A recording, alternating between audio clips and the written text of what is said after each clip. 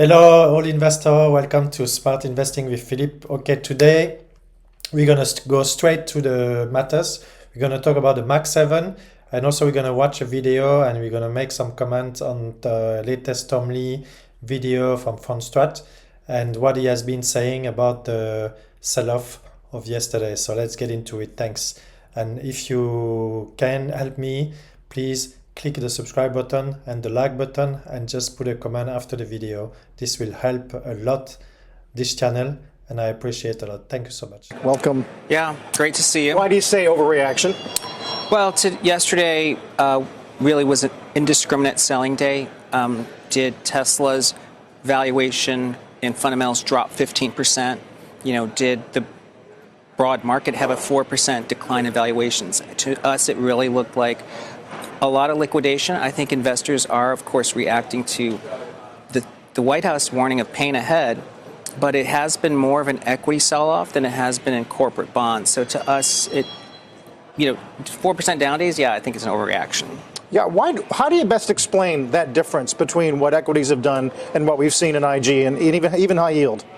Well, I think on the stock side, markets are now saying, look, the new regime is we have to take the tariffs seriously. Now we don't know how long these tariffs might be. Will it hurt growth? And we've seen cuts from economists. But the bond market is saying, well, you know what? This is a growth scare. But the Fed is also now in a position to begin cutting because inflation pressures are abating. So I think the bond market is sort of pricing in a Fed put. The stock market saying, I'm not sure if there's a White House put, and then the Fed's on hold, and I think that's the divergence. So which one should we be listening to? Well, I think the Fed put, in fact, is probably coming back because the odds of a May cut have been inching up. They hit 54% yesterday. And, in fact, total cuts hit 3.5 cuts, which is now 2.5 or 1.5 more than the Fed's guided.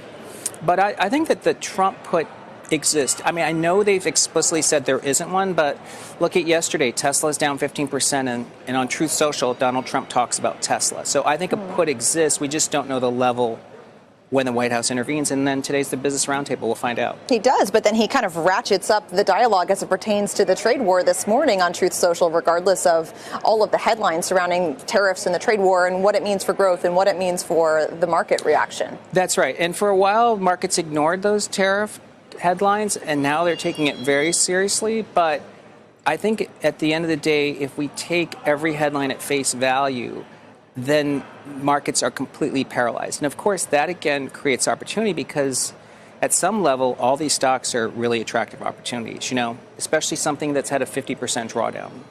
I mean, you can talk about the NASDAQ being an overreaction at a 4% down day, but Tesla was up $500 billion in 2 months at the end of last year. I mean, was that an overreaction to the upside? This is what we're trying to figure out, right? Yeah. Where do we start out with in terms of valuation and investor expectations coming into this period when it's become a little bit more noisy? Yeah, well, there used to be this term a while ago called rage selling, and I think these days with instant liquidity, markets have rage selling. And I think it's not just individual. I think institutions push a button and go flat. So I think that, we're getting whipsawed these days. And I don't know where to titrate that. Like, was Tesla worth double what it was compared to November, and now is it worth half? I'm not sure, but I think it's somewhere in between. Meantime, there's still a lot of desk notes about CTA supply and the next 5 days. There's plenty to sell. Are you buyer that even if we bounce today, it's going to be more of a process?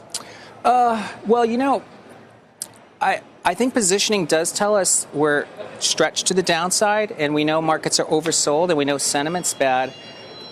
I guess the real tell is we need to have follow through because last week felt like we could be bottoming, and we failed Monday. But do I think that a 10% correction shouldn't happen? I mean, this is like the 6th correction of 8% or more since 2022, so it is pretty garden variety.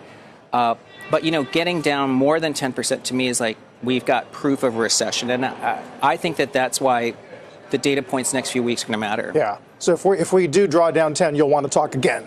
Yes. Okay. Tom, We're thanks. close, yeah. Well, maybe before. Tom Lee, thanks so much. So basically, I agree totally with Tom Lee's comment. I mean, definitely the market has overreacted on Monday.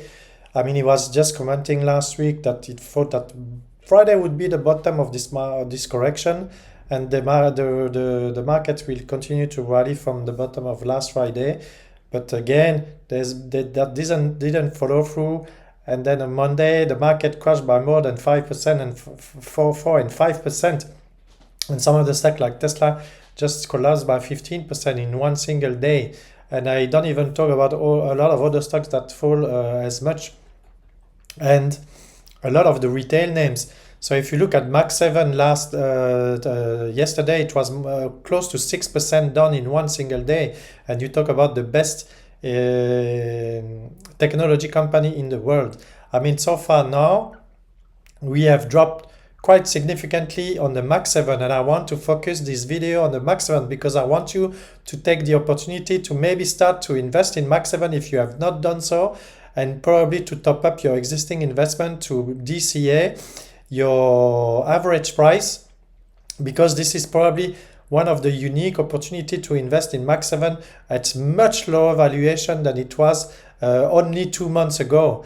I mean, if you just complain about the valuation of MAG7 2 months ago, today you would be happy to see where valuation is for MAG7. And MAG7, there is nothing wrong with them. I mean, they are just being selling indiscriminately because, I mean, there is a bit of panic in the market and they are afraid of recession and they're afraid of the impact of the tariffs of the economy.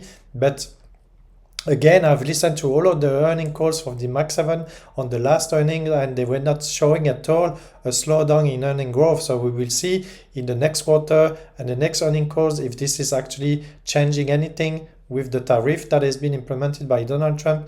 But I invite you still to look at the data I'm going to show you to make a judgment on the existing valuation of MAG7 and see whether or not for you this is an opportunity to invest or top up in the MAG7. So the MAG7 obviously are the best technological company in the world, and they have quasi-monopoly on some of the sectors they are having an activity too. So before you can challenge the positioning of the MAG7, you have really need to have a new mode or a totally changing market dynamic in order to take them over. So again, when there is a huge crisis and there is a recession, being invested in MAG7, like for example in during the COVID crash, we saw that investing in the MAG7 is quite a safety play because the D stocks didn't go as much down than the rest of the market, and they rebounded much faster as well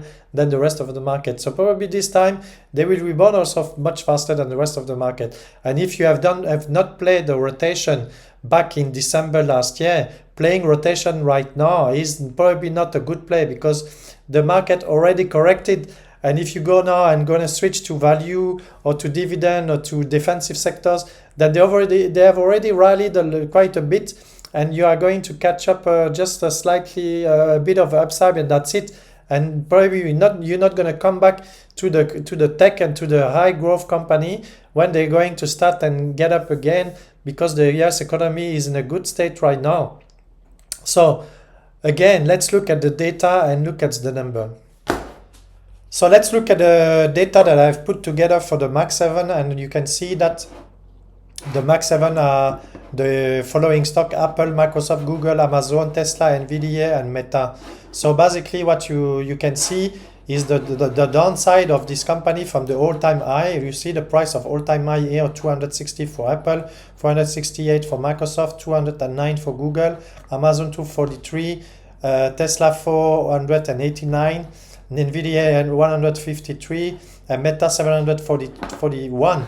You can see that overall the MAG7, as I explained to you yesterday on the market update, they are now into a bear territory because they have actually come down together more than 20%, which is actually rare, and we're going to see on the data that is not so common that MAG7 altogether go much lower than 20%, and if they do so, then they rebound quite faster after that happen. So you can see that so far Apple has retraced minus 13% from the all-time high, Microsoft about 20%, Google 20%, Amazon 20%, Nvidia 30%, Meta 20%. So except for Tesla and Nvidia, which are actually two exceptions in the MAG7 because Tesla has rallied so much from 2024. I mean, it went from 200 plus to 500 in less than few months. So that is normal that the correction is much harder on Tesla than the rest of the MAG7. But also you can see also NVIDIA had a huge rally in 2023 and 2024. So it's probably normal also that it corrected a bit more than the rest of the MAG7.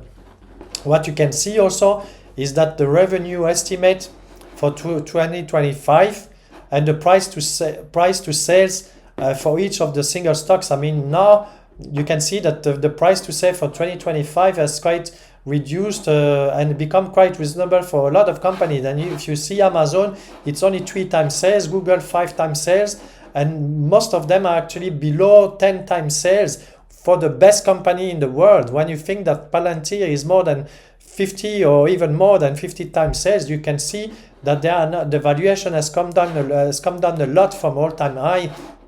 And now it's more palatable valuation on the price to sales ratio.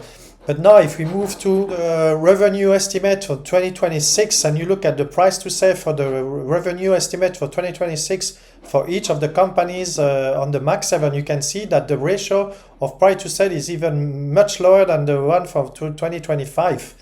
I mean, now almost all the companies are well below the 10 times sales estimate for valuation. And if you look at price to earning for 2026, you are actually having Apple for 27 time earnings, Microsoft for 25-35 earnings, Google at 16.3 times earning, Amazon 25 point earnings. Tesla is the only one that is quite overvalued to me.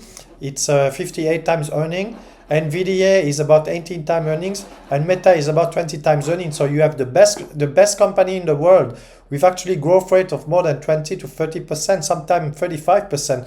They are all trading below 30 times earning. It's more like on the low 20s, and some of them even below the 20s, like Google and NVIDIA. So I think the crash, I mean because for MAG7 we can talk about the crash of 20% on valuation on the MAG7 has actually created an extremely good opportunity to enter into this long-term investment at reasonable valuation. And if you miss this opportunity, maybe you're gonna regret not to get into the market onto the MAG7 right now. I mean, you cannot say that 25, 16, 25 and then 18 and 20 is quite high valuation for this type of company.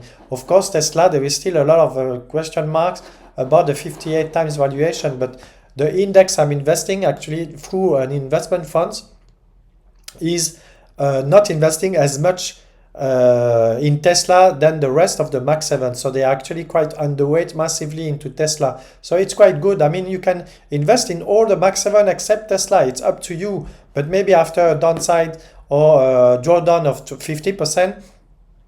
But Tesla is probably also a good investment for the long term.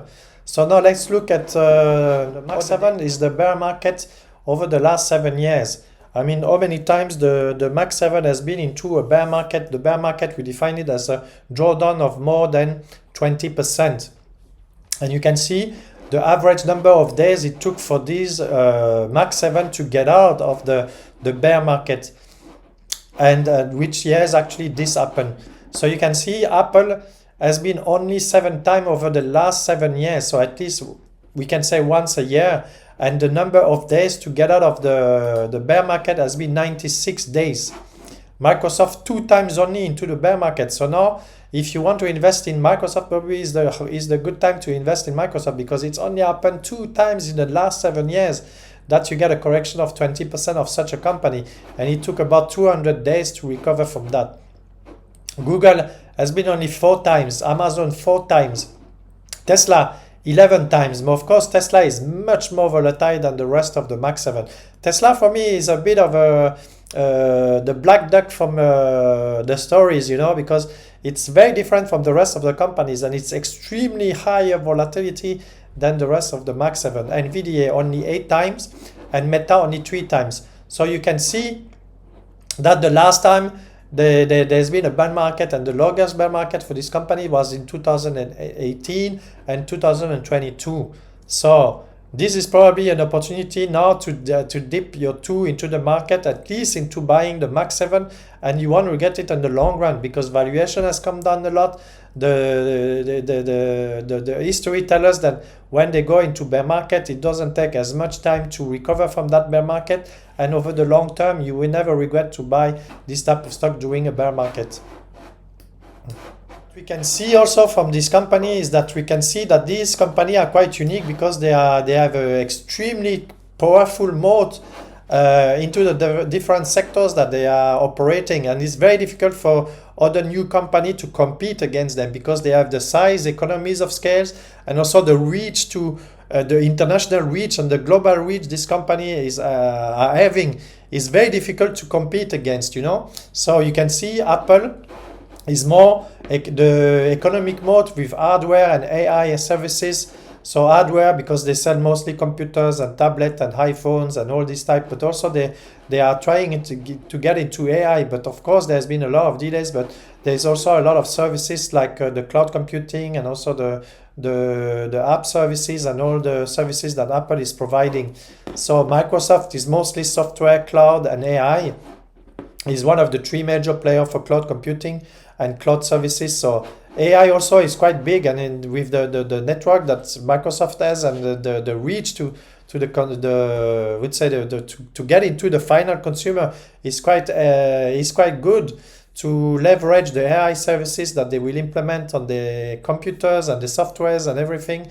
And I think they will benefit from that, especially that they can increase the price and they can make some subscriptions and so on and so on. Google is more advertising, AI search services and cloud services.